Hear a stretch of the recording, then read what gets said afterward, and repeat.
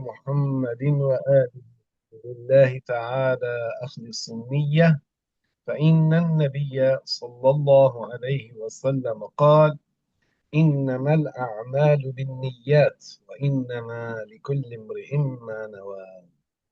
وصلى الله وسلم على رسول الله، والسلام عليكم ورحمة الله وبركاته. نحن في عقيدة المسلمين وصلنا إلى السؤال 24، وكلامنا اليوم على العمل بالسحر. نعم، تفضل أستاذ كافي. Bismillahirrahmanirrahim. Alhamdulillahi Rabbil alamin. Wa sallallahu wa sallam ala Sayyidina Muhammadin.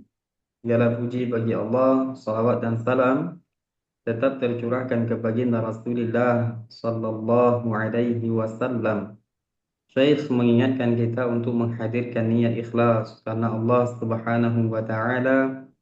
Karena baginda Rasulullah sallallahu alaihi wasallam bersabda, "Innamal a'malu binniyat." Bahwasanya setiap amal salih, amal kebaikan itu mesti diawali dengan niat, dan setiap orang itu akan diberi ganjaran sesuai dengan apa yang ia niatkan.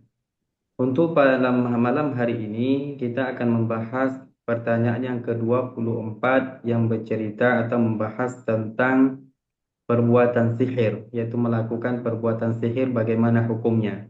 Nah, في الجواب: العمل بالسحر حرام، وهو على قسمين، منه ما هو كفر ومنه ما هو كبيرة. jadi ditanya apa hukum melakukan atau melakukan perbuatan sihir? Jawabannya adalah melakukan perbuatan sihir itu hukumnya haram. Hukumnya haram. Lalu Syekh mengatakan di sini melakukan perbuatan sihir terbagi menjadi dua. Ada yang sampai pada batas kekufuran, ada yang hukumnya itu dosa besar.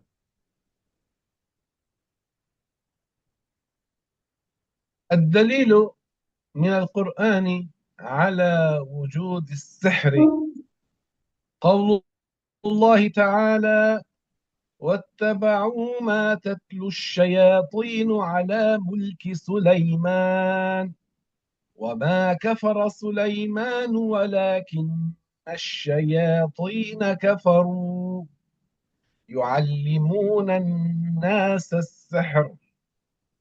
الآية 102 من سورة البقرة.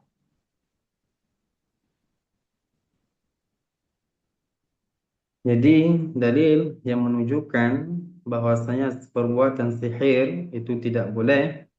Firman Allah Subhanahu wa taala di dalam surah Al-Baqarah ayat 102, Allah taala berfirman, "Wa ma kafara Sulaiman walakinna asyayatin kafaru yu'allimuna an-nasa as-sihr."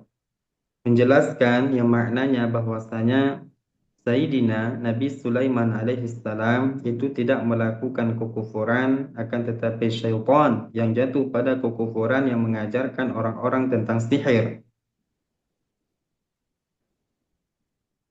Nah, و...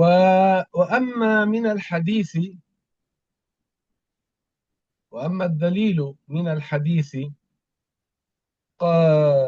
قوله صلى الله عليه وسلم: اجتنبوا السبع الموبقات، أي المهلكات المرديات في النار. قيل: وما هي يا رسول الله؟ فذكر منها الرسول: الشرك بالله والسحر. هذا الحديث رواه الإمام مسلم في الصحيح. jadi ada ayat yang telah kita sebutkan itu menjadi dalil tidak bolehnya melakukan perbuatan sihir dari Al-Quran.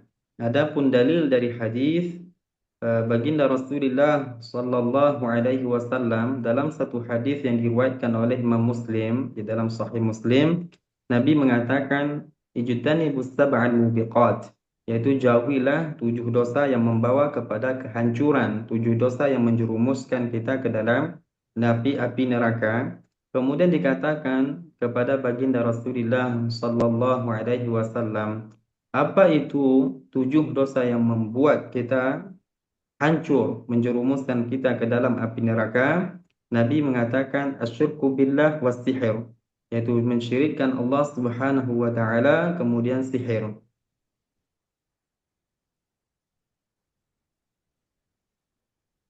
لذا الذي ينكر وجود السحر يكون كذب القرآن وكذب حديث النبي الثابت عن رسول الله صلى الله عليه وسلم، وهذا ضلال مبين والعياذ بالله تعالى. Jadi dari ayat yang telah kita sebutkan, begitu juga hadis, ini menunjukkan adanya sihir, menunjukkan adanya sihir.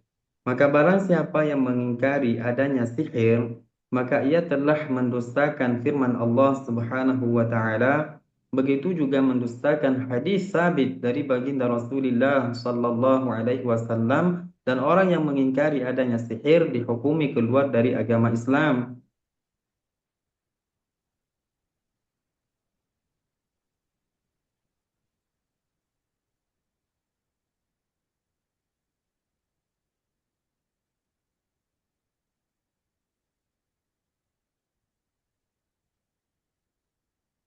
نعم. ولا يجوز اعتقاد أن القرآن يستعمل للسحر. Dan perlu kita ketahui, tidak boleh meyakini bahwasanya Al-Quran itu digunakan untuk perbuatan sihir.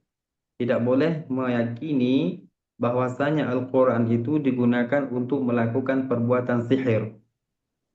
كما يحاول إيهام ذلك بعض السحرة. Sebagaimana yang dilakukan oleh sebagian ahli sihir yang mereka membaca ayat-ayat Al-Quran dengan tujuan untuk meyakinkan orang-orang kalau yang mereka lakukan atau sihir yang mereka lakukan itu benar, sehingga mereka membaca ayat-ayat Al-Quran. وذلك ليسهل عليهم الدخول على الناس. Jadi tujuan mereka itu, para ahli sihir pada saat melakukan perbuatan sihir, membaca ayat-ayat Al-Quran, tujuan mereka adalah supaya mereka bisa mengambil hati orang-orang, supaya bisa masuk ke orang-orang.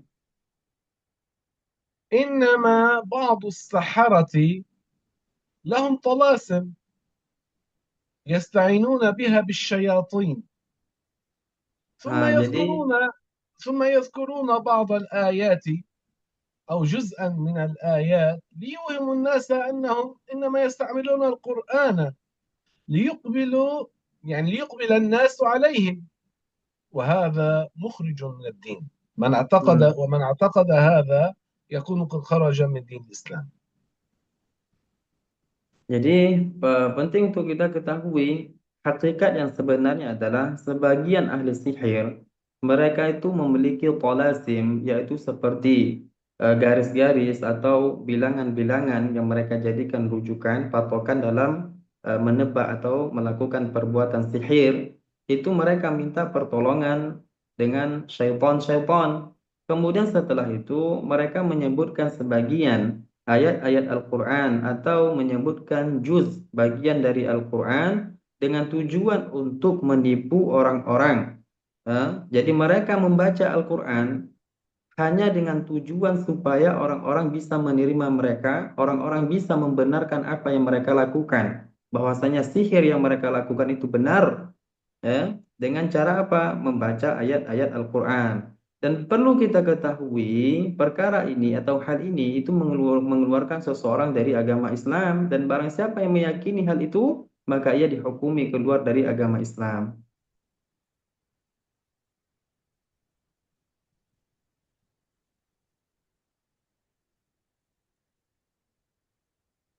Nah, Maulana. نعم. ويناسب هنا التحذير من قصة الملكين هاروت وماروت الباطلة المكذوبة. فالملائكة لا يعصون، فالملائكة كما قال الله تعالى عنهم، كما وصفهم الله تعالى في القرآن الكريم بأنهم لا يعصون الله ما أمرهم ويفعلون ما يؤمرون.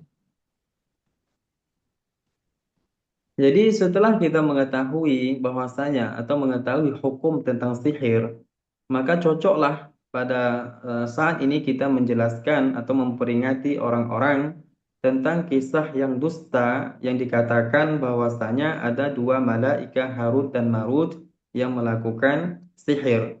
Kita ketahui bahwasanya perbuatan sihir itu hukumnya haram dan para malaikat sebagaimana yang disebutkan di dalam Al-Qur'an, mereka tidak pernah melakukan maksiat kepada Allah dan mereka melakukan apa yang Allah perintahkan kepada mereka.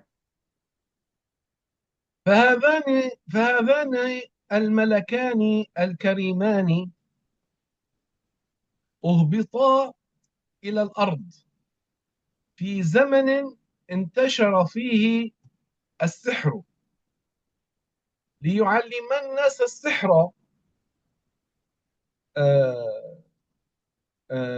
ليعلم الناس السحر، وذلك ليميز الناس بين المعجزة والسحر. يعني كانا يعلمان الناس السحر لحكمة شرعية. Jadi dua malaikat وكانا يأخذان العهد من الناس أن لا يعملوا به. نعم.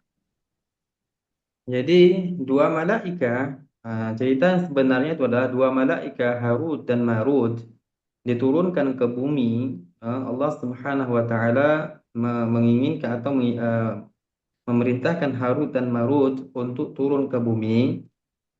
Pada masa saat itu sihir sangat banyak, tersebar luas perkara sihir. Suaranya hilang. Sehingga Allah Subhanahu wa taala mengutus atau memerintahkan dua malaikat yaitu Harut dan Marut untuk mengajarkan orang-orang sihir. Untuk mengajarkan orang-orang sihir dalam arti dengan tujuan syar'iyah. Hal-hal yang diperbolehkan. Ini termasuk hikmatun syar'iyyatun, itu hukumnya boleh. Jadi tujuan mereka keduanya itu untuk mengajarkan sihir supaya memberitahu kepada orang-orang inilah sihir dan ini mukjizat. Ini sihir dan ini mukjizat. Dan dia dua malaikat ini memberikan atau membuat perjanjian kepada orang-orang bahwasanya yang benar itu adalah ini, yaitu merupakan mukjizat, sedangkan ini merupakan sihir. Dengan tujuan seperti itu atau disebut dengan hikmatun syar'iyyah. إذن هما كانا يعلمان الناس السحر النوع الذي لا يحوج بتعلمه إلى الكفر لهذه الحكمة الشرعية، وذلك ليميز الناس بين المعجزة والسحر. وكانا لا يعلمان الناس السحر حتى يأخذان العهد منهم أنهم لا يعملوا به. Jadi penting untuk kita ketahui bahwasanya kedua itu diutus oleh atau diperintahkan oleh Allah Subhanahu wa taala untuk mengajarkan sihir. Tapi telah sebagaimana yang telah kita sebutkan, sihir ada yang sampai pada batas kekufuran, ada yang tidak sampai pada batas kekufuran. Jadi sihir yang diajarkan oleh dua malaikat ini adalah sihir yang tidak sampai pada batas kekufuran. Tapi ingat, mereka sebelum mengajarkan orang-orang tentang sihir, mereka telah atau keduanya telah melakukan perjanjian dengan orang-orang. Ketika dia selesai mengajarkan tentang sihir, maka orang-orang tidak boleh untuk melakukan perbuatan sihir. Tidak boleh melakukan perbuatan sihir seperti itu. Artinya apa? Diajarkan sihir seperti itu dengan tujuan untuk supaya orang-orang bisa membedakan di mana sihir dan mana mukjizat. Nah.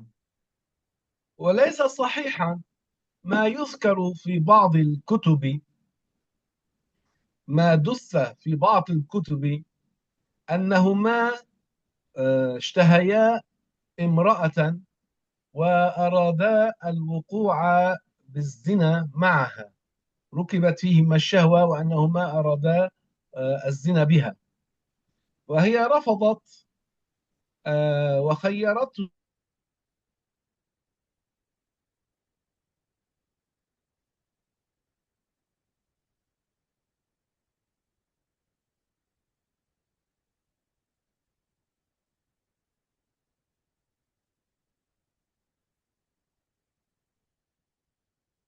يا أخي الصوت.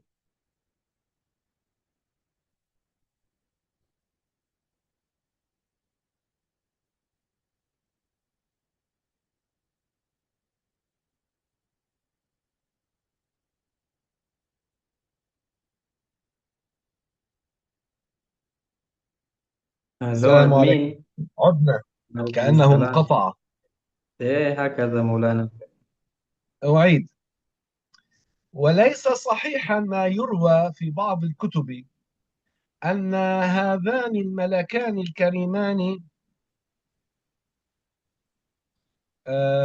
ركبت فيهما الشهوة، وأنهما أرادا الوقوع في الزنا بامرأة، وأنها رفضت أن تمكنهما من الزنا إلا أن يقتلا طفلا أو يشربا الخمر. ففي هذه الرواية المكذوبة أنهما شربا الخمر ووقعا عليها وقتلا الطفلة، وكان من ذلك على زعمهم ما زاد بعضهم أولاد بالحرام. كل هذا أمر غير صحيح، فالملائكة ليسوا ذكورا ولا إناثا، ولم تركب فيهم الشهوة لا إلى الذكور ولا إلى الإناث. هذا كذب مخالف لما جاء في القرآن الكريم وما ورد عن رسول الله صلى الله عليه وسلم. Jadi setelah kita jelaskan tujuan dua malaikat turun ke bumi yaitu Harut dan Marut, yaitu membedakan mana sihir dan mana mukjizat.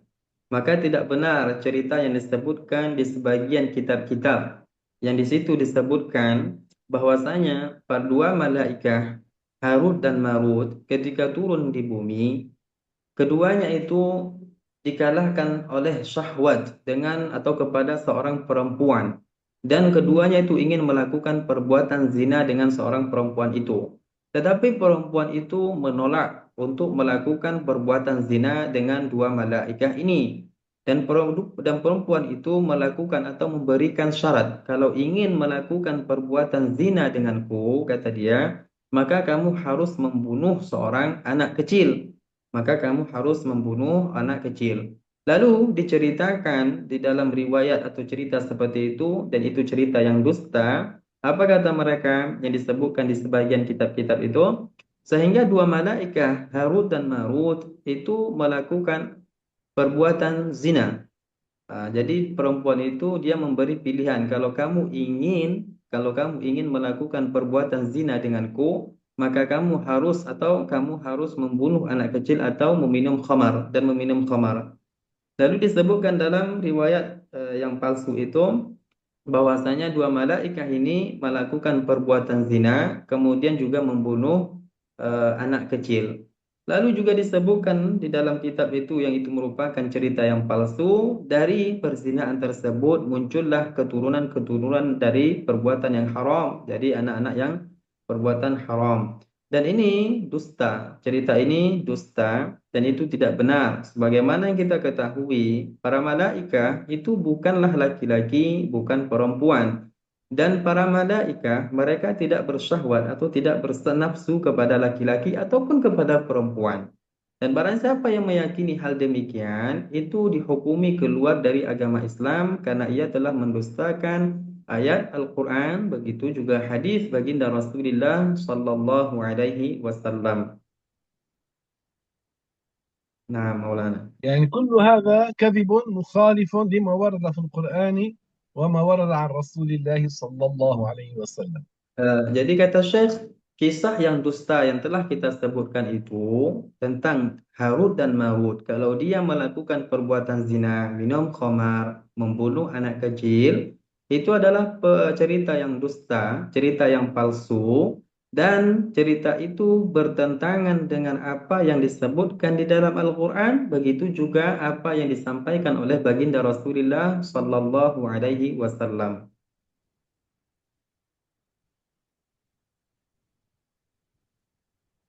طيب، كذلك الأمر مهم التحذير من قول بعض الناس إبليس معلم الملائكة، وقول بعضهم عن إبليس إنه طاووس الملائكة، فإن هذا مدح لإبليس وخفض للملائكة، وهاتان العبارتان ظاهرة الفساد.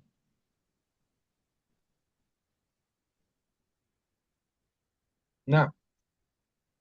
هذا شيخي لا نقول إن إبليس طاووس الملائكة سواء كان بعد أن كفر أو قبل أن كفر. لا قبل ولا بعد يجوز قول ذلك، فإن إبليس ليس من Begitu, الملائكة. begitu juga juga penting untuk kita ketahui cerita palsu yang banyak disebutkan oleh orang-orang. Sebagian orang-orang mengatakan bahwasanya iblis itu adalah gurunya para malaikat. Itu tidak benar. Kata mereka apa? Iblis adalah gurunya para malaikat. Itu tidak benar. Begitu juga sebagian orang-orang mengatakan bahwasanya iblis adalah pemimpin seluruh para malaikat. Ini tidak benar. Baik iblis setelah dia kufur ataupun sebelum dia kufur, iblis bukanlah seorang pemimpin bagi para malaikat, karena iblis bukan dari golongan para malaikat. Cerita dusta yang mereka sampaikan seperti ini adalah suatu pujian terhadap iblis yang merupakan seorang kafir. Dan juga cerita ini suatu perendahan terhadap para malaikat. Dan dua ungkapan yang telah kita sebutkan tadi, yang pertama mengatakan iblis adalah guru para malaikat, dan ungkapan yang kedua yang mengatakan bahwasanya iblis adalah pemimpin bagi para malaikat, itu nampak sekali atau jelas sekali kerusakannya, kebatilannya. Nah, Syekh. وإبليس ليس من الملائكة، بل هو من الجن الفاسقين المخالفين لأمر الله عز وجل.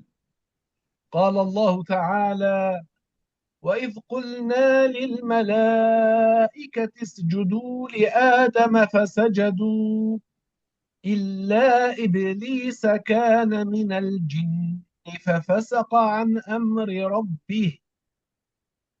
الآية من سورة الكهف 50، الآية 50 من سورة الكهف. Kenapa ungkapan yang telah kita sebutkan tadi itu adalah ungkapan yang batil? Karena kita telah mengetahui iblis bukan dari golongan para malaikat. Iblis bukan dari golongan para malaikat. Melainkan iblis adalah sosok yang kafir, yang menentang perintah Allah Subhanahu wa taala sebagaimana dijelaskan di dalam Al-Qur'an, di dalam surah Al-Kahf ayat 50, ayat ke-50.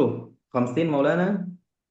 نعم 50. Nah, ayat ke-50 menjelaskan bahwasanya iblis itu bukan dari golongan para malaikat dan iblis itu kafir, tidak beriman, menentang perintah Allah Subhanahu wa taala. ولقد أخبرنا الله تعالى أن إبليس كفر، استكبر وكفر باعتراضه على أمر الله ورفض الانصياع لأمر الله تعالى، بدليل قول الله تعالى في سورة البقرة الآية 34: وإذ قلنا للملائكة اسجدوا لآدم فسجدوا إلا إبليس أبى واستكبر وكان من الكافرين. سورة البقرة آية 34. Begitu juga dalil dari Al-Quran yang menunjukkan dua ungkapan yang telah kita sebutkan itu adalah ungkapan yang batil, tidak benar. Karena iblis itu menentang perintah Allah Subhanahu wa taala. Iblis kufur, kafir. Ini berdalilkan dengan firman Allah Subhanahu wa taala di dalam surah Al-Baqarah ayat 34. Allah Subhanahu wa taala berfirman, "Wa idz qulna lil malaikati isjudu li Adam fasajadu illa iblis aba wastakbara wa kana minal kafirin." Bahwasanya Allah Subhanahu wa taala memerintahkan, maknanya Allah Subhanahu wa taala mengatakan kepada para malaikat untuk bersujud kepada Nabi Adam alaihi salam.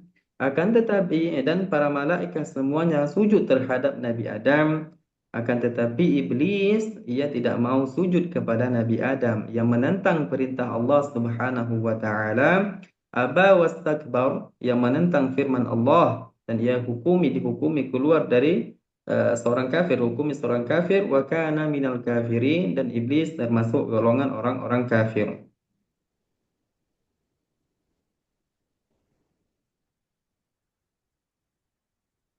نعم. Nah, Maulana.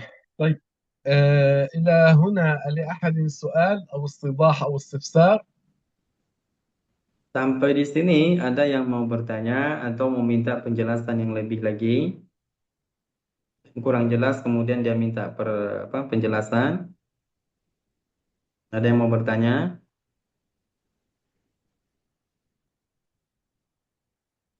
طيب، إن لم يكن من سؤال ننتقل إلى الموضوع الذي يلي. السؤال 25: ما الدليل على أن من رمى ورقة فيها اسم الله في القاذورات أنه يكفر؟ Jikalau tidak ada pertanyaan, kita pindah ke permasalahan nomor 25. Apa dalil yang menunjukkan bahwasanya orang yang melempar warokoh atau kertas yang di situ terdapat nama Allah Subhanahu wa taala di tempat yang kotor, ia dihukumi keluar dari agama Islam? Apa dalilnya? Nah, Maulana. أولا، في الجواب نقول لا يجوز رمي ورقة فيها اسم الله في المستقبل، والذي يفعل ذلك يكفر، لأن فعله يدل على الاستخفاف. قال الله تعالى: ولئن سألتهم ليقولن إنما كنا نخوض ونلعب قل أبالله وآياته ورسوله كنتم تستهزئون لا تعتذروا قد كفرتم بعد إيمانكم. الآية 65 و 66 من سورة التوبة. نعم. Pertama, kita akan memberi jawaban, kata Syekh. Tidak boleh melempar sebuah kertas yang terdapat di situ nama Allah Subhanahu wa taala pada tempat yang kotor.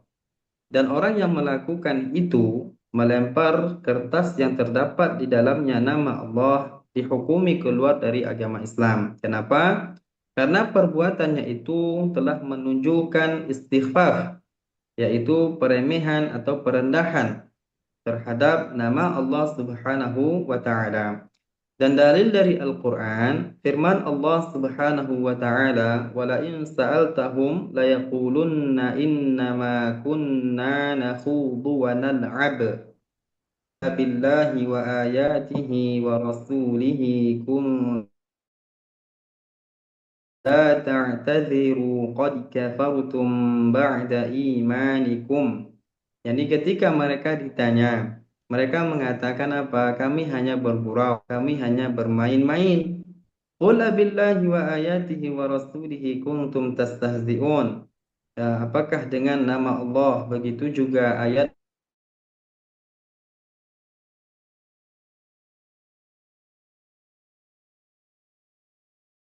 minta maaf? Qad kafartum, sungguh kalian telah keluar dari agama Islam setelah kalian beriman.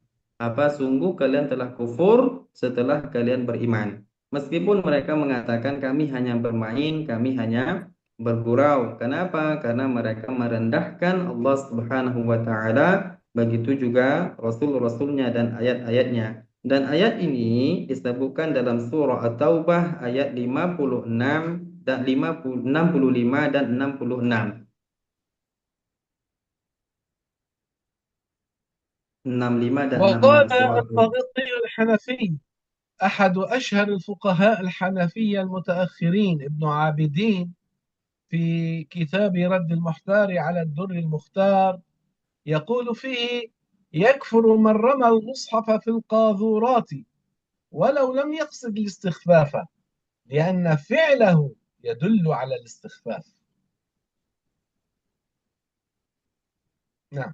Jadi kita akan menyebutkan satu dalil yang menunjukkan ungkapan kita tadi, yaitu perkataan seseorang yang bernama atau seorang alim dari kalangan mazhab Imam Abu Hanifah Al-Hanafi yang bernama Ibn Abidin. Di dalam kitabnya Raddul Muhtar ala Durril Mustar, beliau mengatakan apa?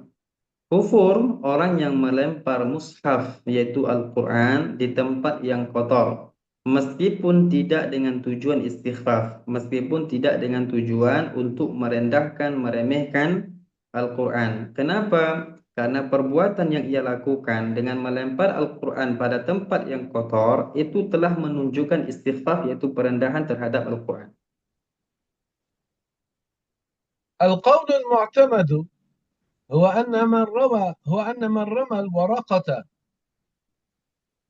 التي فيها اسم الله في المستقذر وهو عالم بما فيها يكفر ولو لم يقصد الاستخفاف،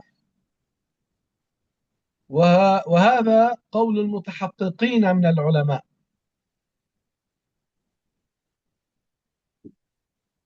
Jadi pendapat yang pendapat yang kuat mengatakan bahwasanya orang yang melempar kertas yang terdapat di situ nama Allah Subhanahu wa taala yang kotor, ia dihukumi keluar dari agama Islam meskipun tidak bermaksud untuk meremehkan nama Allah Subhanahu wa taala.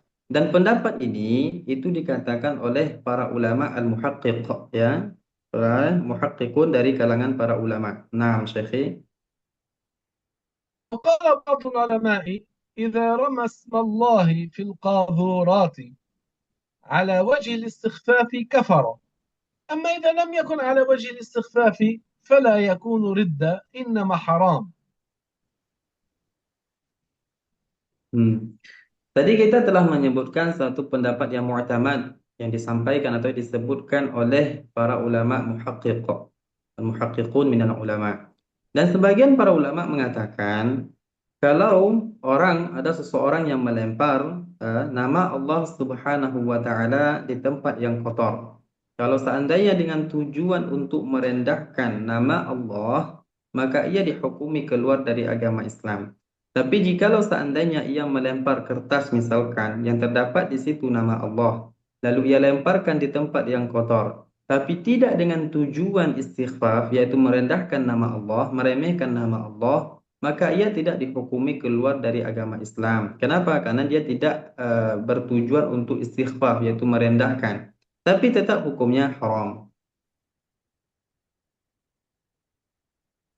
Nah, وهذا الكلام في غير المصحف. dan أما pembahasan رمي ini, المصحف في القاذورات كفر لأنه يدل على الاستخفاف. hmm, jadi rincian dua ini, kalau seandainya ada yang melempar nama Allah Subhanahu wa taala di tempat yang kotor, tidak dengan tujuan istighfar, yaitu merendahkan, maka ia tidak dihukumi keluar dari agama Islam. Tapi jikalau seandainya dengan tujuan istighfar, yaitu merendahkan nama Allah, maka ia dihukumi keluar dari agama Islam. Rincian seperti ini berlaku kepada selain Al-Quran. Adapun Al-Quran, barang siapa yang melemparnya di tempat yang kotor, maka ia dihukumi keluar dari agama Islam karena perbuatannya itu telah menunjukkan istighfar, yaitu perendahan terhadap Al-Quran. Nah, وقال المالكية في كتبهم: ترك ورقة في القاذورات، يعني أي إن وجدها أحدهم هناك مكتوب فيها قرآن استخفافا ردة وكفر. أما الذي يتركها ليس للاستخفاف بها، بل يعتقد أن لها حرمة، لكن تركها تكاسلا، فإنه لا يكفر، ولكنه أثم إثما كبيرا. ذكر ذلك الإمام الدسوقي أحد فقهاء المالكية.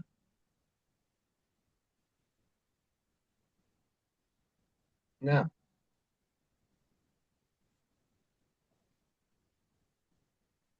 jadi dikatakan oleh ulama-ulama dari kalangan mazhab Imam Malik, ya, dari kalangan mazhab Maliki, di dalam kitab mereka, apa yang mereka katakan?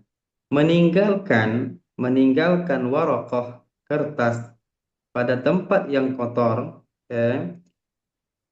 Misalkan ada seseorang yang mendapati sebuah kertas yang terdapat di situ atau tertulis di situ nama Allah Subhanahu wa taala, dan kertas itu berada di tempat yang kotor. Bagaimana hukumnya kalau seandainya dia tidak mengambil kertas tersebut? Kalau seandainya dia tidak mau mengambil kertas itu dan dia tahu kalau di situ terdapat nama Allah dengan tujuan istighfar, yaitu merendahkan nama Allah, maka hukumnya kufur. Ia dihukumi keluar dari agama Islam. Adapun orang yang tidak mau mengambilnya dan dia meninggalkan kertas yang tertulis di situ nama Allah di tempat yang kotor, tidak mau mengambilnya, tidak dengan tujuan istighfar, tidak dengan tujuan untuk merendahkan nama Allah, akan tetapi masih ada atau ada di dalam hatinya keyakinan bahwasanya nama tersebut itu memiliki keagungan, memiliki kemuliaan, tapi dia tidak mau mengambil kertas itu dikarenakan malas, maka ia tidak dihukumi keluar dari agama Islam, tetapi ia dihukumi jatuh pada dosa besar. Dan ini disampaikan oleh salah satu dari ulama dari kalangan mazhab Imam Malik, yaitu Ad-Dasuqi. يعني في حاشيته مذكور ذلك. Dan Ad-Dasuqi menyebutkan rincian seperti ini itu di dalam Hasyiah Ad-Dasuqi, dia menyebutkan itu. إذن هذه الآية من سورة التوبة فيها البيان أن من استخف بالله أو بآيات الله بالقرآن الكريم أو برسله، سيدنا محمد أو سيدنا عيسى أو سيدنا موسى أو غيرهم من الأنبياء عليهم الصلاة والسلام أجمعين، أن من استهزأ بذلك قد خرج. قال تعالى: لا تعتذروا قد كفرتم بعد إيمانكم. Jadi dari surah At-Taubah yang telah kita sebutkan tadi, yaitu pada ayat 65 dan ayat 66, menunjukkan bahwasanya orang yang meremehkan, merendahkan kedudukan atau merendahkan Allah Subhanahu wa taala, merendahkan kedudukan para rasul, entah Nabi Muhammad atau nabi-nabi yang lainnya, atau dia merendahkan ayat-ayat Allah Subhanahu wa taala, maka orang itu dihukumi keluar dari agama Islam. Berlandaskan dengan firman Allah, la ta'tadziru qad kafartum ba'da imanikum. Maknanya adalah jangan kalian memohon maaf. Ya seperti itu. Kenapa? Kalian tunggu kalian telah keluar dari agama Islam setelah kalian beriman. Menunjukkan bahwasanya orang yang meremehkan, merendahkan nama-nama Allah, merendahkan Allah, begitu juga para rasul-rasul Allah dihukumi keluar dari agama Islam. Nah, Maulana. نعم. لأحد سؤال أو استيضاح أو استفسار؟ Ada pertanyaan? Ada. Pertanyaan yang تفضل. pertanyaan pertama tentang iblis dan malaikat yang tadi yang pertama. Eh, itu iblis itu ketika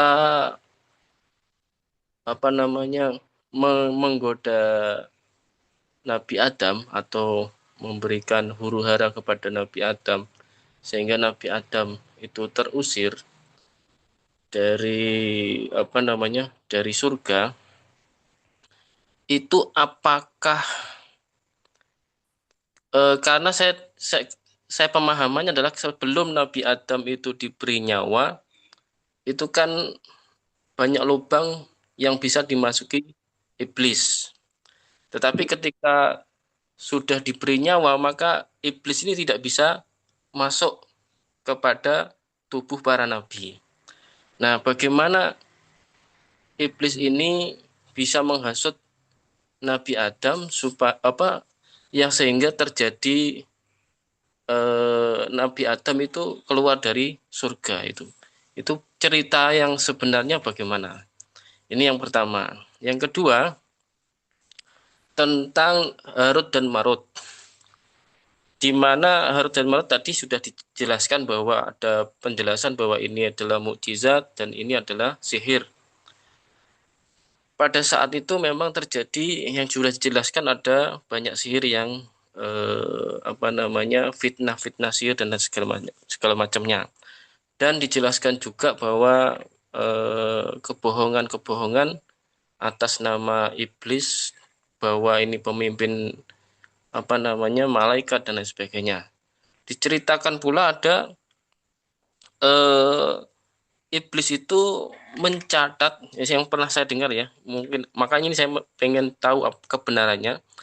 Iblis itu membuat buku sihir yang diletakkan di bawah kursi Nabi Nabi Sulaiman ya, kalau tidak salah.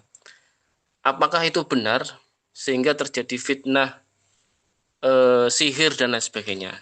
Dua pertanyaan ini mungkin itu saja dulu. Terima kasih. مولانا نعم. هو أتى بمقدمات لكن الخلاصة من سؤاله كيف شوش إبليس آدم عليه السلام حتى يهبط إلى الأرض. هذا السؤال الأول. أما السؤال الثاني من باب التأكيد سمع قصة أن إبليس صنف كتابا يتكلم فيه عن السحر ثم وضع كتابه تحت كرسي نبي الله سليمان عليه السلام. هل هذا قصة صحيحة ثابتة أو لا؟ طيب، واحدة واحدة. في الأمر الأول، الله تعالى خلق آدم في الجنة،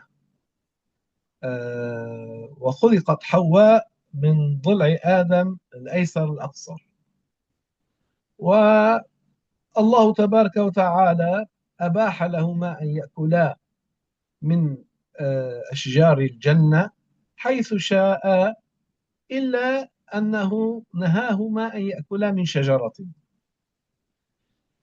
فالشيطان وسوس لسيدة حواء فأكلت، ثم حواء طلبت من آدم أن يأكل، وكان آدم في ذاك الوقت بعد لم ينبأ آدم كان في ذاك الوقت.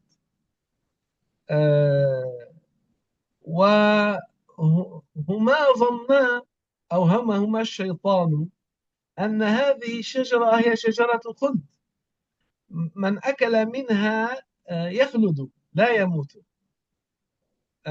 فأكلا منها فوقعا في المعصية ثم تابا. الله تعالى قال: فتلقى آدم من ربه كلمات فتاب عليه إنه هو التواب الرحيم. والتائب من الذنب كمن لا ذنب له.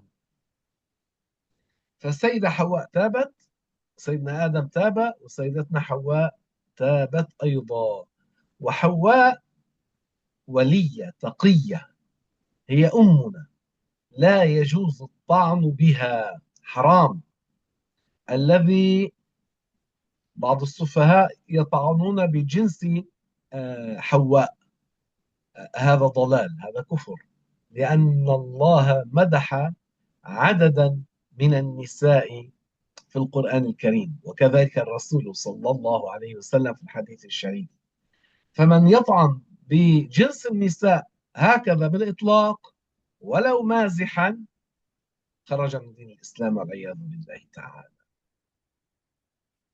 هذا فيما يتعلق بالسؤال الأول. ماذا قالوا عن جنس النساء عن جنس النساء كيف طعنوا؟ بعضهم يقول يلعن جنس حواء. يا الله. هذا كفر، لأن هذا تكذيب، هذا فيه طعن بمن مدح الله بعضهن. الله مدح بعض النساء، فالذي يقول يلعن جنس حواء هذا ذم لجنس النساء بالإطلاق، هو كفر.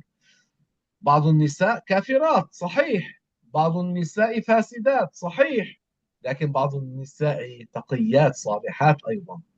كما أن في الرجال من هم كفار وفاسدون، أيضا في النساء من هن كافرات وفاسقات فاسدات. نعم، هذا في الجواب عن السؤال الأول. تفضل. Terjem. Untuk jawaban pertama, pertanyaan itu bagaimana syaitan bisa menggoda Adam alaihissalam dan Hawa sehingga keduanya diturunkan ke bumi, kan seperti itu. Kata Syekh, perlu kita ketahui bahwasanya Hawa, istri Ummuna, istri Nabi Adam alaihissalam, itu kan diciptakan dari tulang rusuk Nabi Adam alaihissalam. Jadi iblis pertama penting untuk kita ketahui, Allah Subhanahu wa taala membolehkan bagi Adam, begitu juga Hawa untuk memakan semua buah yang ada di dalam surga kecuali satu pohon. Kemudian iblis itu datang kepada Hawa menggoda supaya memakan buah yang dilarang oleh Allah Subhanahu wa taala. Iblis mengatakan apa? Ini adalah buah al-khuld. Buah al-khuld atau bahasa kita buah khuldi. Kata iblis apa? Mengatakan kepada Hawa bahwasanya ini adalah buah khuldi, kalau kita memakannya maka akan kekal di dalam surga, katanya seperti itu. Lalu Hawa meminta kepada Adam alaihissalam untuk memakan buah itu, lalu dimakanlah buah itu. Tapi penting kita ketahui sebelum itu, kejadian ini sebelum Nabi Adam alaihissalam diangkat menjadi seorang rasul. Ingat, kejadian ini itu sebelum Nabi Adam alaihissalam diangkat menjadi seorang rasul. Dan Nabi Adam alaihissalam dengan memakan buah yang dilarang oleh Allah Subhanahu wa taala, ia telah melakukan perbuatan maksiat. Lalu ia bertaubat kepada Allah Subhanahu wa taala. Begitu juga Hawa bertaubat kepada Allah Subhanahu wa taala. Dan tobat Nabi Adam alaihissalam itu disebutkan di dalam Al-Quran. Fataba alaih. Allah menerima taubat Nabi Adam alaihissalam. Dan sebagaimana yang telah kita ketahui, seseorang yang melakukan perbuatan dosa, lalu ia bertaubat, minta ampun kepada Allah Subhanahu wa taala dengan taubat yang benar, maka ia bagaikan orang yang tidak memiliki dosa. Hatta ibu minadz dzambi kaman la dzamba lahu. Itu yang dikabarkan oleh baginda Rasul. Jadi Nabi Adam alaihissalam setelah melakukan perbuatan maksiat, ia meminta ampun kepada Allah, bertaubat kepada Allah Subhanahu wa taala. Dah, dari cerita ini dapat kita pahami, kata Syekh, bahwasanya ungkapan sebagian orang yang mengatakan yal'an jinsan nisa, terlaknat jenis dari manusia, dari perempuan. Dia apa? Mengatakan terlaknat jenis perempuan.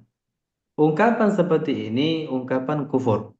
Orang yang mengatakan terlaknat jenis perempuan, itu ungkapan kufur. Kenapa? Karena Allah Subhanahu wa taala memuliakan perempuan, sebagian perempuan. Dan Sayyidatu Hawa, ibu kita Hawa, adalah seorang perempuan yang waliyatun, kekasih Allah, wali Allah. dan dia juga orang yang bertakwa kepada Allah Subhanahu wa taala dan orang yang dimuliakan oleh Allah Subhanahu wa taala, disebutkan dalam Al-Qur'an ataupun di dalam hadis baginda Rasulullah sallallahu alaihi wasallam. Yani ada beberapa perempuan yang dimuliakan oleh Allah Subhanahu wa taala. Maka tidak boleh kita mengatakan atau seseorang mengatakan terlaknat jenis perempuan. Secara mutlak dia mengatakan demikian. Dan barang siapa yang mengatakan hal itu, maka ia dihukumi keluar dari agama Islam. Ini hal yang penting untuk kita ketahui. Nah, Maulana. Jadi terjawab untuk pertanyaan pertamanya, bagaimana cara Nabi Iblis atau ya Iblis menggoda, menghasut Nabi Adam alaihissalam supaya melakukan atau sehingga Nabi Adam alaihissalam diturunkan ke bumi. Nah, آه، هل الكلام واضح عنده بعد سؤال عن هذا؟ untuk pertanyaan pertama ini apakah sudah jelas atau belum? Wadih, wadih. Wadih. الحمد لله. الثاني، ما هو السؤال الثاني؟ والسؤال الثاني سبحان الله العظيم نسيت. Apa pertanyaan kedua, Bapak? Pertanyaan kedua, iblis yang diceritakan iblis itu Ah, membuat buku. صحيح. شيخي روي أن إبليس ألف كتابا عن السحر يتكلم فيه عن السحر ووضع كتابه تحت كرسي سليمان عليه السلام. والسؤال هل هذه القصة ثابتة صحيحة أو لا؟ يعني فقط من باب التأكيد. الله تبارك وتعالى أقدر، جعل الشياطين ينفذون أوامر سيدنا سليمان، والذي لا ينفذ أمره الله ينزل عليه عذابا في الدنيا. الشياطين كانوا قد نشروا أن سليمان ليس نبيا، وأنه كان يحكم الناس بالسحر،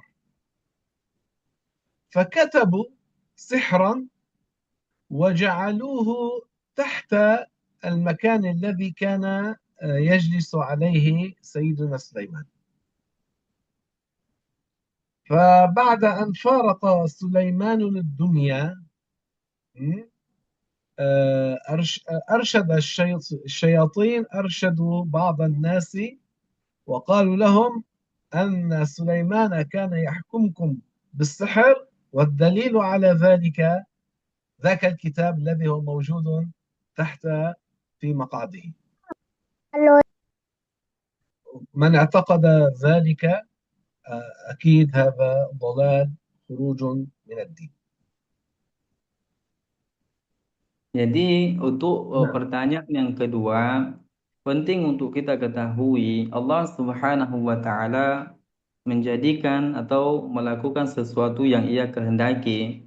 Jadi Allah Subhanahu wa taala memberikan kuasa terhadap Nabi Sulaiman alaihissalam dengan uh, seluruh syaitan-syaitan pada masa Nabi Sulaiman alaihissalam itu harus mengikuti perintah Nabi Sulaiman. Oke, semua syaitan-syaitan harus mengikuti perintah Nabi Sulaiman.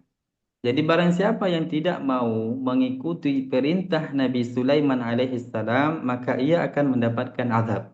Ingat, pertama apa? Seluruh syaitan pada masa saat itu diperintahkan atau melakukan apa yang diperintahkan oleh Nabi Sulaiman alaihissalam. Ketika ada yang tidak atau menentang perintah Nabi Sulaiman alaihissalam, maka ia akan diazab. Jadi iblis pada saat itu mereka menyebar berita-berita, syaitan menyebar berita palsu dengan mengatakannya Nabi Sulaiman itu memberikan atau menghakimi kalian dengan sihir, kata dia. Arti berhukum dengan sihir, kata iblis syaitan begitu. Jelas ya. Lalu syaitan mengarang satu kitab tentang sihir, lalu meletakkan kitab itu di bawah satu tempat yang biasa diduduki oleh Nabi Sulaiman alaihissalam. Pada saat Nabi Sulaiman alaihissalam telah meninggal, orang-orang atau syaitan pada saat itu mengatakan kepada orang-orang, "Weh kalian ketahuilah bahwasanya selama hari ini Nabi Sulaiman alaihissalam itu berhukum atau menghakimi kalian itu dengan sihir." Dan dalil yang menunjukkan itu adanya kitab tentang atau kitab yang menjelaskan tentang sihir ada di bawah tempat duduknya Nabi Sulaiman alaihissalam. Dan barang siapa yang meyakini bahwasanya Nabi Sulaiman alaihissalam menghukumi atau menghakimi orang-orang pada saat itu dengan sihir, maka ia dihukumi keluar dari agama Islam. Jelas ya? Nah, Maulana. هم الشياطين هم الشياطين أي كفار الجن فعلوا ذلك كرها بسليمان ولأنهم أرادوا أن يوقعوا الناس في الكفر وأن يبعدوهم عن التعاليم التي نزل وأتى بها سيدنا سليمان. لما؟ لأنهم كانوا قد أشاعوا وأوهموا الناس بأنهم يعلمون الغيبة، وسيدنا سليمان الله أعطاه القدرة على كلام النبات. لما وجد نبتة نبتت في بيته سألها أنه أنت لما، أنه بماذا تنفعين، بماذا أنت تفيدين؟ فقالت أنا لخراب هذا البيت. فعلم سيدنا سليمان أنه سيموت قريبا، فسأل الله تبارك وتعالى أن يخفي موته عن الجن، وكان قد وكلهم بأعمال شاقة يغوصون في البحار ويجلبون اللؤلؤ والجواهر ويجلبون الصخور الكبيرة وما شابه ذلك. فكانت الشياطين مسخرة لسيدنا سليمان يفعلون ذلك. ثم سيدنا سليمان اتكأ على عصا له فمات وهو واقف وهو متكئ على تلك العصا، وبقي على هذا الحال سنة، والشياطين يعملون بهذه الأشياء الأعمال التي فيها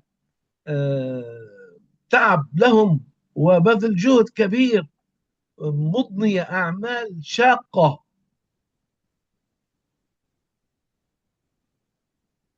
فأكلت الأرض الخشبة التي كان سليمان متكئ عليها، فوقع سليمان، فعرف الجن أن سليمان كان قد مات، وعرف الناس كذب الشياطين أنهم لا يعلمون الغيب، لأنهم لو كانوا يعلمون لعرفوا أن سليمان فارق الدنيا ولما بقوا عاما في تلك الأشغال الشاقة التي كلفهم بها سيدنا سليمان، وكانوا ينفذونها لأن الله من لم ينفذ أمر سليمان كان ينزل عليه عذابا في الدنيا شديدا.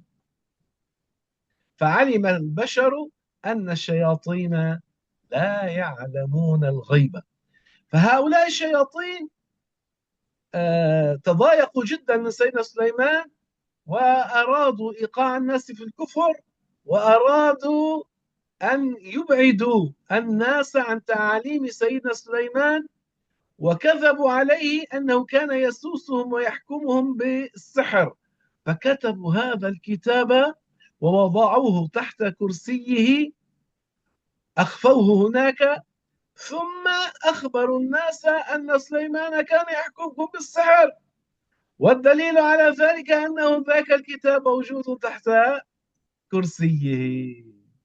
لذلك الأمر فعلوا ذلك وهم كاذبون. نعم. Jadi ceritanya seperti ini kata Syekh. syaitan itu tidak menyukai atau ya benci, itu tidak suka dengan ajaran yang disampaikan oleh Nabi Sulaiman alaihi salam. Dan mereka mengajak orang-orang atau mengajarkan memberitahu orang-orang bahwasanya syaitan itu gaib. Mereka mengaku seperti itu. Syaitan mengaku kepada orang-orang kalau mereka itu mengakui atau mengetahui perkara gaib. Jadi pada suatu ketika ada seekor namlah semut, ya, أرضة. Arab. الأرضة. الأرضة. Ada syekh حشرة. hasyarat. حشرة. Apa bahasa تأكل kita ya? الخشب. Sesuatu apa benda atau binatang kecil yang memakan kayu itu, apa bahasa kita itu? Rayap. Rayap seperti itu datang rayap kepada masuk di rumah Nabi Sulaiman alaihi salam. Jadi Allah Subhanahu wa taala itu memberikan kuasa atau kekuatan kepada Nabi Sulaiman alaihi salam bisa berbicara dengan hewan. Lalu Nabi Sulaiman alaihi salam bertanya kepada rayap yang datang atau masuk di rumahnya, kalian mau kemana, kan seperti itu. Lalu semut itu atau rayap itu mengatakan kalau ia ingin memakan kayu atau tempat duduk Nabi Sulaiman alaihissalam. Dari sini Nabi Sulaiman alaihissalam mengetahui bahwasanya ia akan mati, ia akan meninggal dunia. Lalu apa yang dilakukan oleh Nabi Sulaiman alaihissalam? Karena Nabi Sulaiman juga mengetahui bahwa syaitan itu mengaku kepada manusia kalau mereka mengetahui perkara gaib, kan seperti itu. Lalu Nabi Sulaiman alaihissalam memerintahkan para syaitan untuk mengumpulkan berlian atau mutiara-mutiara di dasar lautan seperti itu. Mengumpulkan berlian atau mutiara-mutiara di dasar lautan. Dan syaitan sebagaimana yang telah kita sebutkan tadi, mereka itu mengikuti apa yang diperintahkan oleh Nabi Sulaiman. Kalau mereka tidak mau mengikuti, maka Allah akan menurunkan azab bagi mereka. Lalu mereka mengikuti apa yang diperintahkan oleh Nabi Sulaiman alaihissalam. Jadi Nabi Sulaiman alaihissalam itu memegang tongkatnya, berpatokan dengan tongkatnya, sehingga Nabi Sulaiman alaihissalam itu meninggal dunia dalam keadaan uh, Syekhi Maulana, نعم. yani Nabiullah Sulaiman mata qa'iman, yani ittaka ala. مات وهو قائم. نعم. Nah, jadi Nabi Sulaiman alaihissalam itu meninggal dalam keadaan berdiri, memegang tongkatnya seperti ini. Itu متكئ على meninggal, عصاه. yaitu berpegangan dengan apa namanya, berpandu berpatokan dengan tongkatnya seperti itu. Jadi Nabi Sulaiman alaihissalam itu meninggal dalam keadaan berdiri. Dan meninggalnya Nabi Sulaiman alaihissalam dalam keadaan berdiri itu berlalu masa selama 1 tahun. Selama 1 tahun. Dan syaitan pada saat itu, kan perintah Nabi Sulaiman apa untuk mereka mengumpulkan mutiara berlian-berlian yang ada di dasar mutiara yang ada di dasar lautan. Mereka tidak mengetahui perkara gaib. Mereka tidak mengetahui perkara gaib. Sehingga telah berlalu 1 tahun, jatuhlah telah dimakan rayap itu kursi Nabi Sulaiman atau tongkat Nabi Sulaiman alaihissalam, sehingga Nabi Sulaiman itu jatuh. Sehingga Nabi Sulaiman itu jatuh. Jadi orang-orang ketika mengetahui itu, mereka meyakini bahwasanya syaitan tidak mengetahui perkara gaib. Kenapa syaitan tidak menyadari kalau Nabi Sulaiman alaihissalam itu telah meninggal sedangkan telah berlalu waktu selama 1 tahun. Seperti itu. Jadi mereka syaitan karena tidak apa namanya tidak senanglah bahasa kita dengan yang dilakukan oleh Nabi Sulaiman alaihissalam, mereka mengarang satu kitab disebutkan di situ tentang sihir, lalu meletakkan kitab itu di bawah tempat duduk Nabi Sulaiman alaihissalam. Lalu mereka mengatakan kepada orang-orang bahwasanya Nabi Sulaiman selama hari ini dia itu memberi hukum, menghakimi kalian selama hari ini itu dia berlandaskan dengan sihir. Dan dalil atau yang menunjukkan itu bahwasanya Nabi Sulaiman itu menggunakan sihir, ada kitab yang diletakkan atau ada kitab yang menjelaskan tentang sihir yang ada di bawah tempat duduk Nabi Sulaiman alaihissalam. Seperti itu. Syaitan ingin membela diri, mengelabui orang-orang kalau Nabi Sulaiman alaihissalam itu melakukan perbuatan sihir. Eh, Tidak ada yang mengetahui perkara gaib. Syaitan juga tidak mengetahui perkara gaib. Nah, Maulana. واضح. Wadih? Berarti sahih ya, berarti bener ya. Barakallah. Itu cerita yang mengatakan kalau syaitan memberi apa mengarang kitab menyebutkan tentang sihir lalu menyebutkan atau meletakkan kitab itu di bawah tempat duduknya Nabi Sulaiman. Ya seperti itu ceritanya sahih. Jadi tujuan mereka itu supaya apa? Supaya orang-orang mengatakan kalau Nabi Sulaiman sama hari ini menggunakan sihir, menghakimi mereka itu dengan sihir, dengan supaya seperti itu.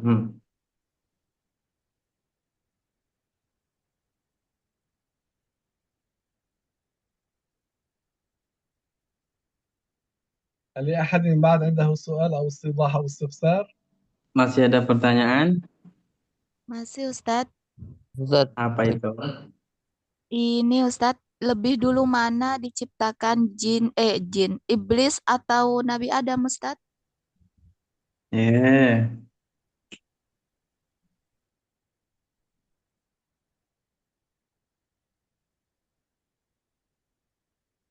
Syekhi. نعم. Apa pertanyaannya? Seton apa iblis dengan? Nabi Adam Ustadz.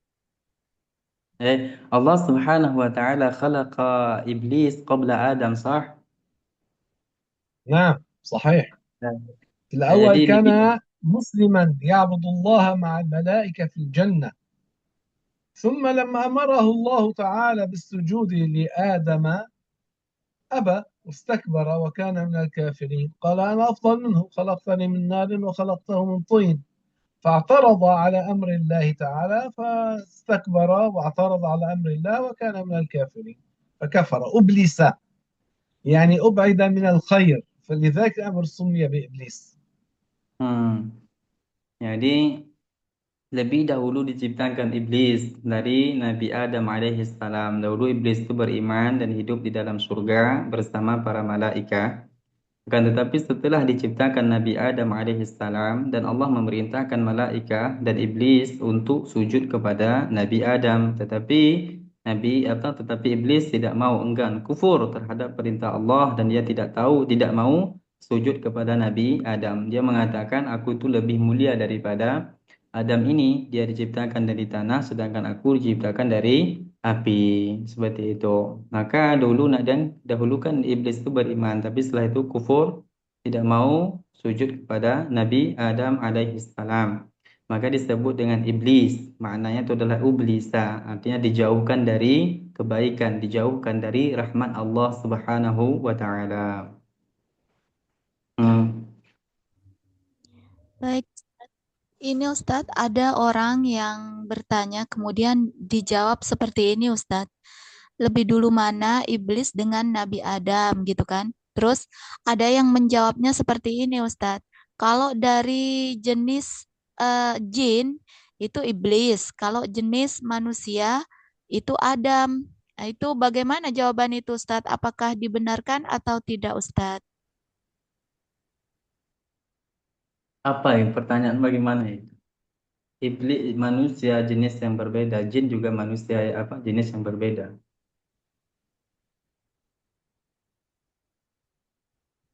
jenis makhluknya ya Ustaz, kalau itu dari kalangan manusia, Adam yang pertama kata dia. Tapi kalau Hmm. dari kalangan jin itu iblis seperti itu. Memang manusia yang pertama kali jenis manusia yang diciptakan oleh Allah adalah Adam alaihissalam. Dan yang pertama kali dari jenis jin yaitu iblis.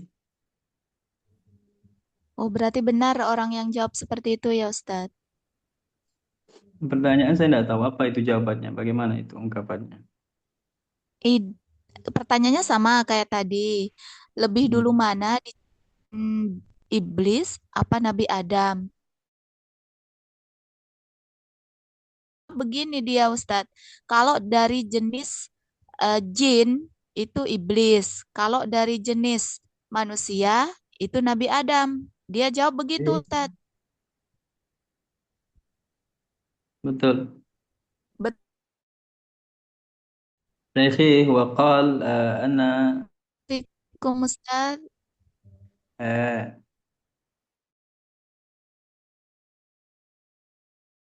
وقال أن أول بشر من جنس أول شيء من جنس البشر هو آدم عليه السلام وأول شيء من جنس الجن هو إبليس.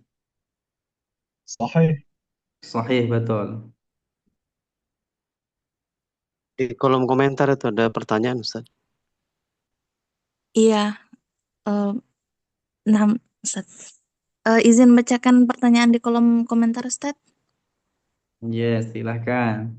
Ini ada yang bertanya, bagaimana kalau seperti undangan-undangan yang terdapat nama-nama asma Allah, yang terdapat nama-nama Allah yang sudah banyak kalau dimusnahkan dengan dibakar. Itu gimana hukumnya, Ustaz? Maksudnya undangan itu untuk mungkin maksudnya ini untuk menjaga nama-nama Allah yang ada di undangan, dia bakar undangan tersebut. Itu hukumnya gimana, Ustaz? شيخي الأوراق التي فيها اسم الله تعالى إذا تراكمت ثم تحترق فما حكمه مولانا؟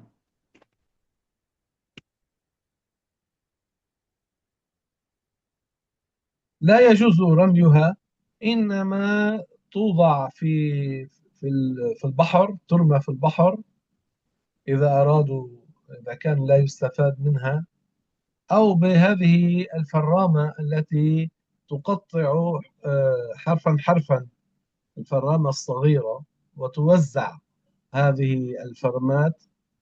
وإن أحرقت لينتبه حتى لا يبقى اسم الله ظاهرا، لأن الأوراق لو أحرقت وبقيت كاملة فقد يستطاع القراءة عليها وهي محترقة، فيبقى الرسم ظاهر واضح.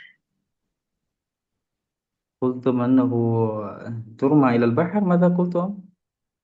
إيه، تغطس في الماء، تروى في البحر بحيث يتحلل الحبر في الماء. فهمت. Kata Syekh, kalau misalkan ada tulisan atau buku-buku yang tertulis di situ nama-nama Allah, misalkan sudah banyak, misalkan apa yang harus dilakukan? Yang pertama kata Syekh, kalau bisa dilakukan atau ditaruh di lautan sehingga uh, tinta dari buku tersebut itu hilang, sehingga tidak lagi bisa dibaca. Atau kata Syekh, dimasukkan di tempat untuk pemotong kertas itu. Jadi kertas itu nanti sekira mengecil menjadi kecil dan itu tulisan di dalamnya tidak lagi bisa dibaca. Atau dibakar juga boleh. Tapi kalau dalam permasalahan membakar kertas seperti itu ada hal yang penting untuk diperhatikan.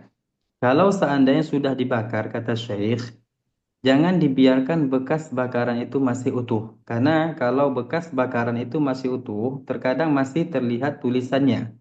Nama-nama Allah misalkan masih terlihat. Jadi bagaimana kalau sudah habis terbakar, maka dihancurkan sekira tulisan itu tidak lagi terlihat. Seperti itu kata Syekh. Nah,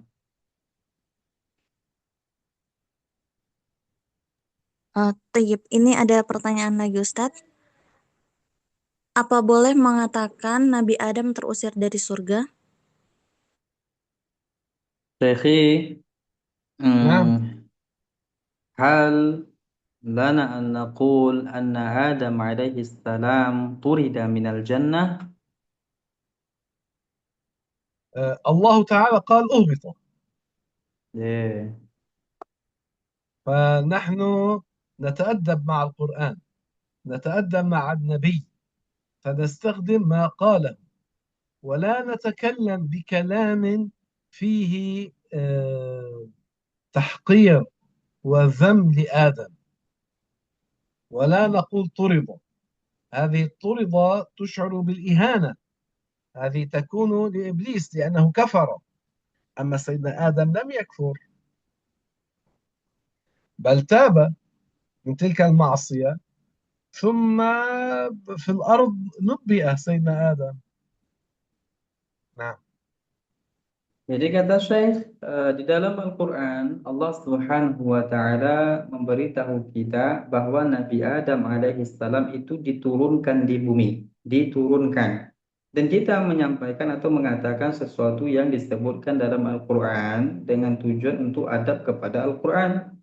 Apa yang disebutkan oleh Allah di dalam Al-Quran bahwasanya Nabi Adam alaihissalam itu diturunkan ke bumi, itu yang kita sampaikan. Dan kita tidak boleh mengatakan seperti ungkapan bahwasanya Nabi Adam alaihissalam itu diusir dari surga. Kenapa? Karena ungkapan diusir dari surga itu terdapat nilai perendahan terhadap seseorang. Kalau kita katakan itu diusir dari surga kepada iblis, ya, kepada iblis, maka cocok saja karena iblis seorang kafir. Sedangkan Nabi Adam alaihissalam ketika dia telah melakukan perbuatan maksiat, ia bertobat kepada Allah Subhanahu wa taala. Maka tidak layak kita katakan itu diusir dari surga. Akan tetapi kita katakan sebagaimana yang disebutkan di dalam Al-Quran yaitu diturunkan ke bumi. Kemudian sampai di bumi, Nabi Adam alaihissalam dimuliakan oleh Allah, diutus oleh Allah Subhanahu wa taala, diangkat menjadi seorang nabi. Seperti itu. Mafhum? Baik, ini ada satu pertanyaan lagi, Ustaz. Nah, Ustaz. Apa itu? Ada satu pertanyaan lagi, Ustaz. Ini ada yang bertanya, apakah kufurnya iblis itu memang sudah jadi kehendak Allah?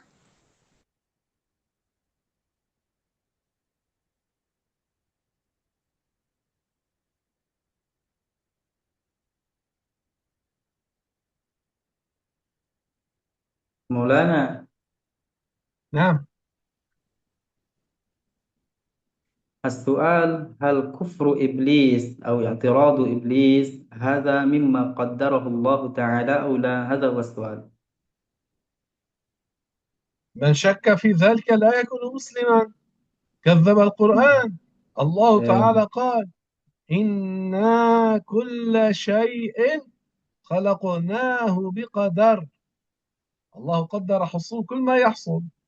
فمن ادعى أن شيئا ظن، قال، اعتقد أن شيئا يحصل في هذا العالم بغير تقدير الله، هذا ضلال، كفر، تكذيب للقرآن.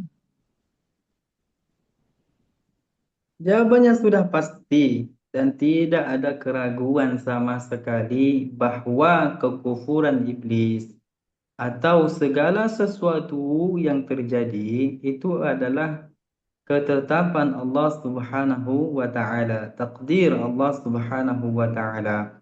Dan barang siapa yang meyakini bahwasanya ada satu hal di luar ketetapan Allah, terjadi di luar ketetapan Allah, terjadi di luar takdir Allah, maka ia dihukumi keluar dari agama Islam.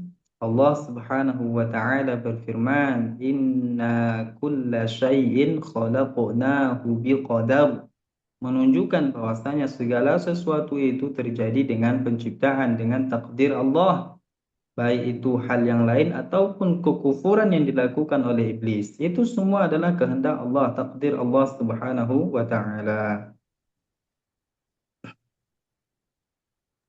Tayyib, alhamdulillah, barakallahu fikum Ustaz, Syekh. Barakallahu fiik. Sudah tidak ada pertanyaan lagi, Ustaz. Maulana intahatil as'ilah, alhamdulillah. الحمد لله رب العالمين، وصلى الله وسلم على سيدنا محمد وعلى آله وصحبه الطيبين الطاهرين.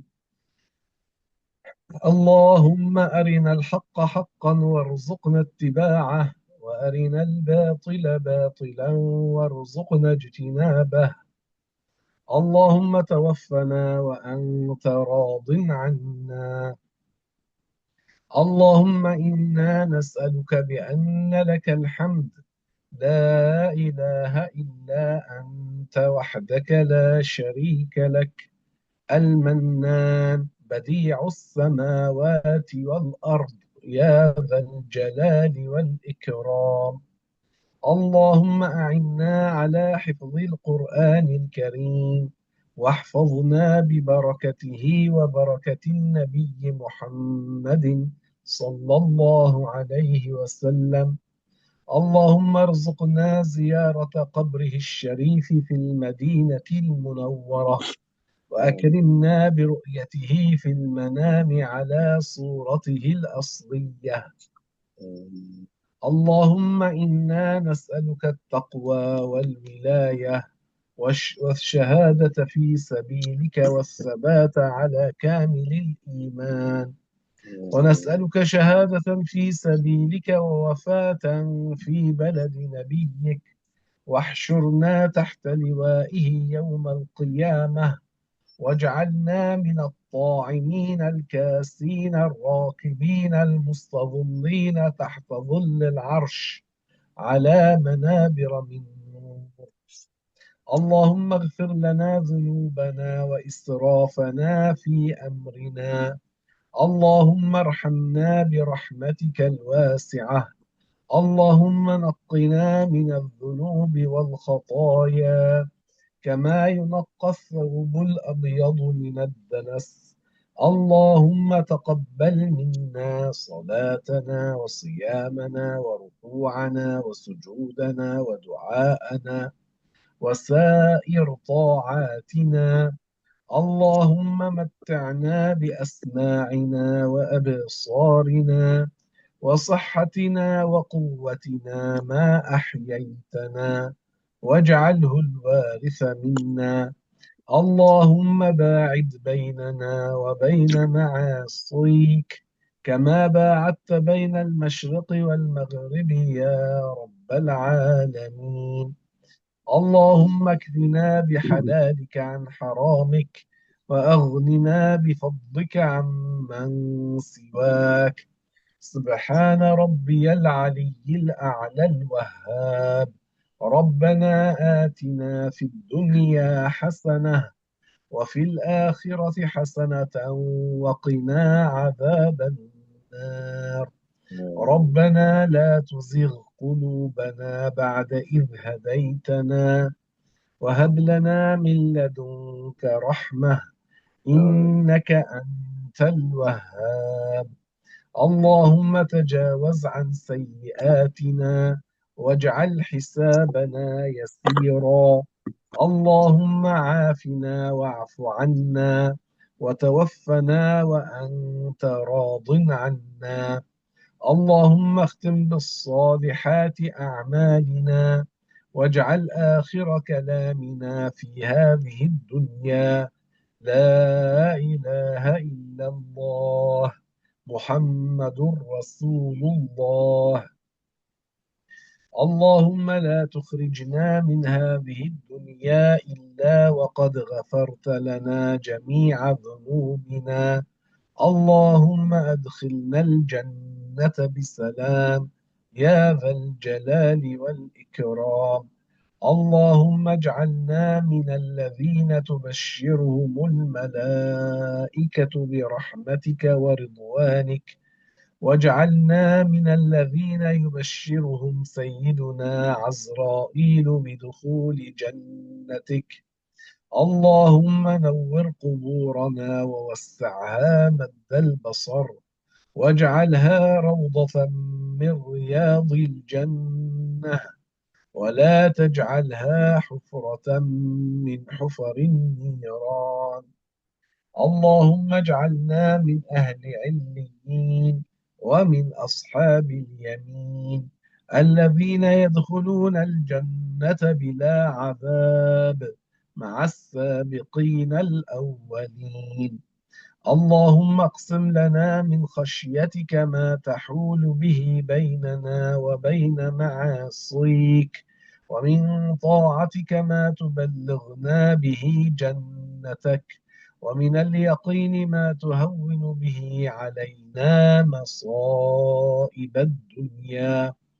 اللهم باعد بيننا وبين معاصيك كما باعدت بين المشرق والمغرب يا رب العالمين. اللهم إنا نسألك شكر نعمتك وحسن عبادتك وكمال عافيتك وعظيم مرضاتك. اللهم يا ذا المعروف الذي لا ينقطع أبدا ولا يحصيه غيرك، فرج عنا كربنا وهمنا وغمنا. اللهم إني عبدك وابن عبدك وابن أمتك، ناصيتي بيدك، ماض في حكمك، عدل في قضاؤك. اللهم لك الحمد وإليك المشتكى، وأنت المستعان، ولا حول ولا قوة إلا بالله العلي العظيم.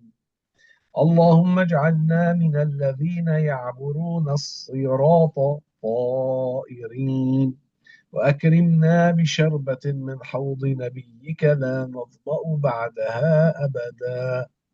اللهم إنا نسألك بكل اسم هو لك، سميت به نفسك أو علمته أحدا من خلقك أو استأثرت به في علم الغيب عندك، أن تجعل القرآن العظيم ربيع قلوبنا ونور صدورنا وجلاء أحزاننا وذهاب همنا وكربنا وغمنا. اللهم استرنا فوق الأرض وارحمنا تحت الأرض واعف عنا يوم العرض. اللهم أجرنا من النار. اللهم أجرنا من النار. اللهم أجرنا من النار. اللهم إنا نسألك الجنة. اللهم إنا نسألك الجنة. اللهم إنا نسألك الجنة.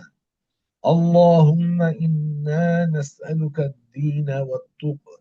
اللهم إنا نسألك الهدى والتقى والعفاف والغنى. اللهم أعنا على ذكرك وشكرك وطاعتك وحسن عبادتك. اللهم اكفنا بحرامك عن حلالك، وبفضلك عن من سواك، يا ذا الجلال والإكرام. اللهم علمنا ما جهلنا وذكرنا ما نسينا، واجعل أعمالنا ونياتنا خالصة لك. اللهم حبب إلينا الإيمان وزينه في قلوبنا، وكره إلينا الكفر والفسوق والعصيان. اللهم انصرنا على من عادانا، واجعل ثأرنا على من ظلمنا. ربنا ولا تجعل مصيبتنا في ديننا، ولا تجعل الدنيا أكبر همنا ولا مبلغ علمنا، ولا تجعل مصيبتنا في ديننا، ولا تسلط علينا من لا يخافك ولا يرحمنا. اللهم لا تدع لنا ذنبا إلا غفرته، ولا دينا إلا قضيته، ولا هما إلا فرجته، ولا مريضا إلا شفيته.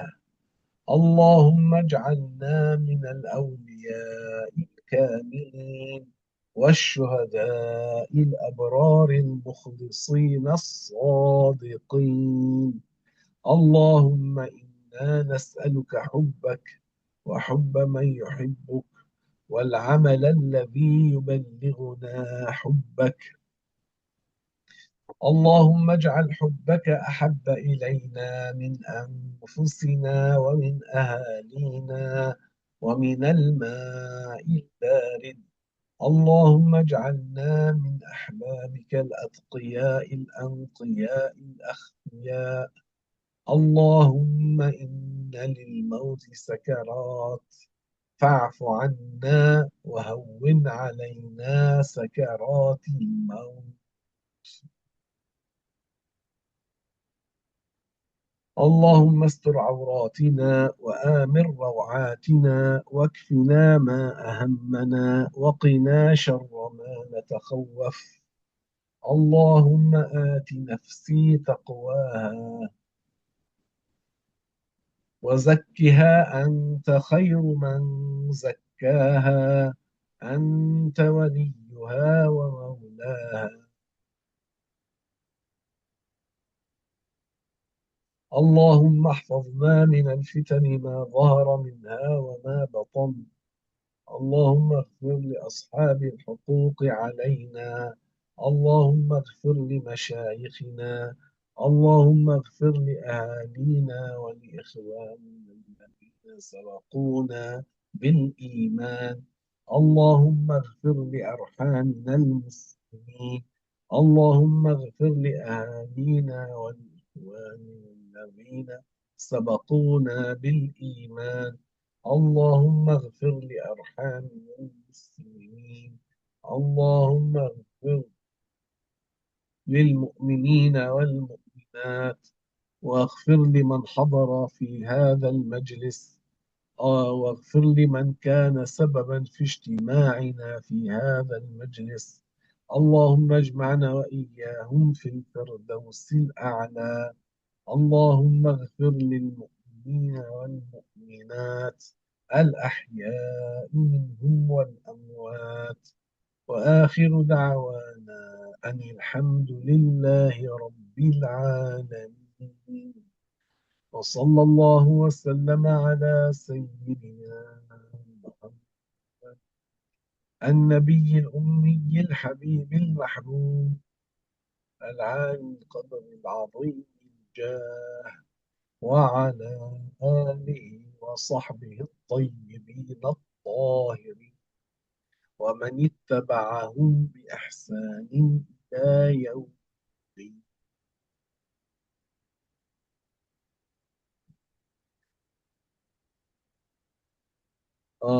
اللهم وتقبل منا بسر سورة الفاتحة.